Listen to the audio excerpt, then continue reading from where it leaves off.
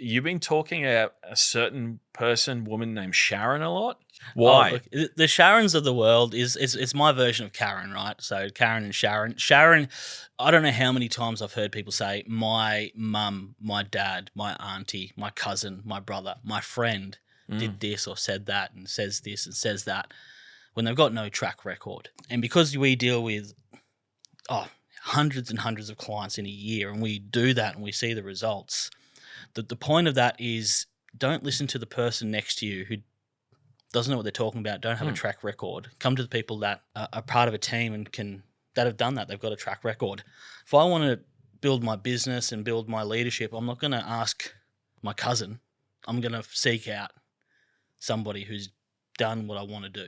You're going to take from them what you need, right? So that's the target. I don't listen to what other people are doing. Find the people that have done what you want to do and adopt that. And we're doing that for investors. And it's interesting because it's not just the random guy at the party who drinks VB. That's got to be the red flag. Never take. Yeah, never listen to investment advice over a sausage. Yeah. We need to write that down. Yeah, that's my slogan. That profits. Don't listen to the bloke with a sausage. But often what you're going to see is it's not just the random guy at the party. Yep. It's often even accountants. Oh, How many times would we deal with an accountant and they do not understand what we do?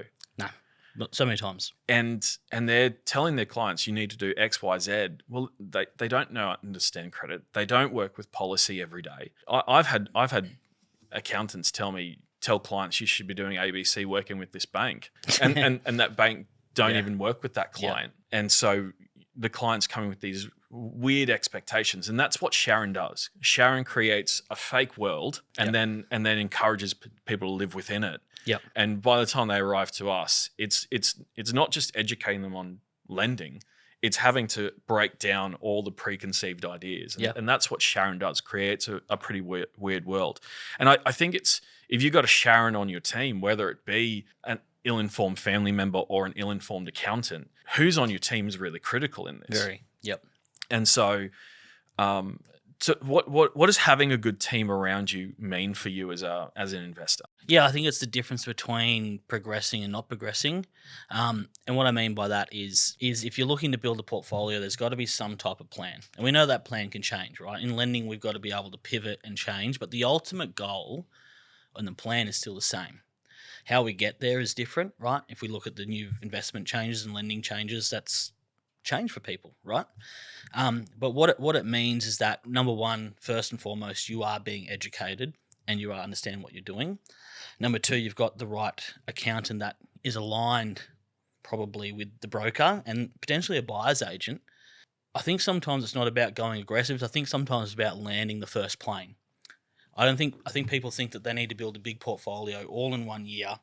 Sometimes it's just about landing that first plane, and I think the right team will be able to assess what things look like for you, and I'll be able to pull you back. That's your goal. Let's just get the first win on the board. And sometimes it's just about multiple wins until you become sufficient in doing those things. So the right team will hold you back at times, and intentionally, because it's prudent for you, and the right team will be able to go, let's push. But they'll never put you in a bad position. So I think the right team, it's always about strategy and education. That's the number one thing.